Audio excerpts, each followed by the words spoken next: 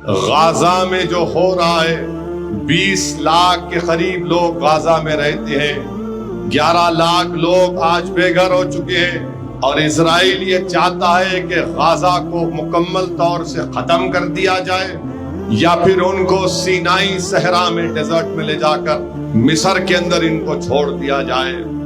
جو آج ہمارے بھارت کے ٹی وی چینلوں پر بیٹھ کر جو لوگ اسرائیل کے اسٹینوگرافر اور چمچا گیری کر رہے ہیں، میں ان سے کہنا چاہ رہا ہوں کہ تھوڑی دیر کے لیے سوچو کہ غازہ میں مرنے والے بچے تمہاری اولاد اگر ہوتی تو کیا بولتے تم؟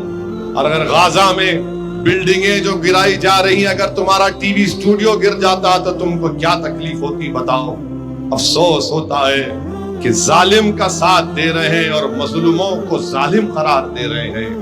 جس کو دبایا جا رہا ہے ان کو کہہ رہے ہیں کہ نہیں تم نے ایسا کیا تھا۔ ارے اگر ایسا کیا تھا تو جو کیا اس کو جواب دو۔ مگر بتاؤ ان 7,000 لوگوں نے کیا کیا؟ ان 1,500 خواتین نے کیا کیا؟ 50,000 خواتین حاملہ ہیں۔ ظہیر آباد کی سرزمین پر بیٹھ کر سننے والے میرے غیور ساتھیوں، تمہارے گھر میں بھی تمہاری بیوی، تمہاری بہن حاملہ ہو سکتی ہے۔ سوچو تھوڑی دیر کے لیے کہ ظہیر آباد میں کوئی اسپتال نہیں ہے تمہاری بیوی اور بہن کے لیے، میری بیٹی اور میری بیوی یا میری رشتہ دار حاملہ ہے تو کیا گزر رہی ہوگی ان لوگوں پر؟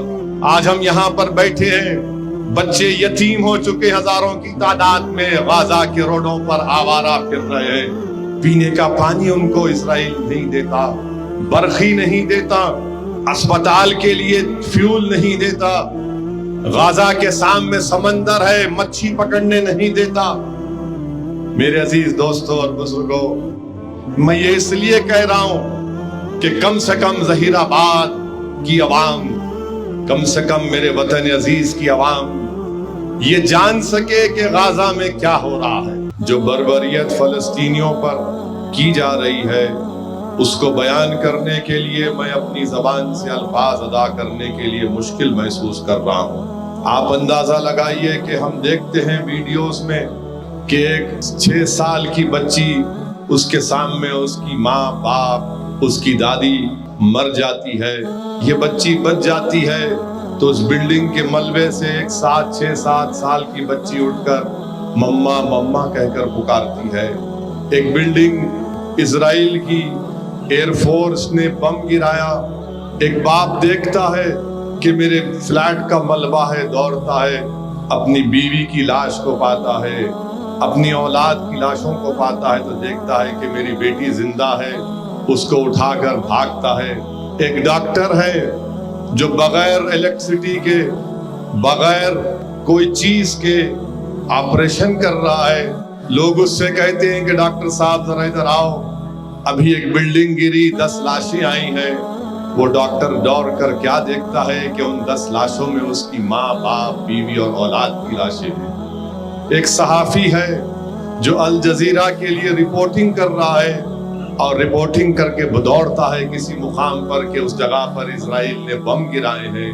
جب پہنچتا تو دیکھتا کہ اللہ یہ تو میری بلڈنگ ہے، معلوم ہوا کہ اس کے 2 بیٹے اور بیوی مر چکے ہیں۔ میرے عزیز دوستوں اور بزرگوں، اگر آج آپ کی آنکھ سے آنسو نہیں نکلیں گے، اگر آپ اپنے دل میں ان لوگوں کی تکلیف کو محسوس نہیں کریں گے، اور دنیا اگر یہ سب مظاہرے دیکھ کر بھی ان کے دلوں میں تکلیف نہیں ہو رہی ہے، تو میں تو کہوں گا کہ تمہارا دل مردار ہو چکا ہے، تم انسان کہلانے کے لائق نہیں ہو۔ کہ میرے عزیز دوستوں اور بزرگوں، 7,000 لوگ کو مار دیا گیا اسرائیلی فوج کی طرف سے۔ آپ اندازہ لگائیے کہ کوئی دنیا میں ان کا نام لینے والا نہیں، کہ ان کی مدد کے لیے تیار نہیں ہے۔ اقوام متحدہ کا سیکرٹری جنرل مذمت کرتا ہے تو اسرائیل مطالبہ کرتی ہے کہ اس کو نکال دیا جائے۔ کیا ہو گیا یورپ کی تہذیب کو؟ کیا ہو گیا یورپ کی انسانوں سے جو محبت کرتے ہیں؟ کہاں گئی تمہاری محبت؟ آج تم اندھے اور بہرے کیوں بن چکے ہو؟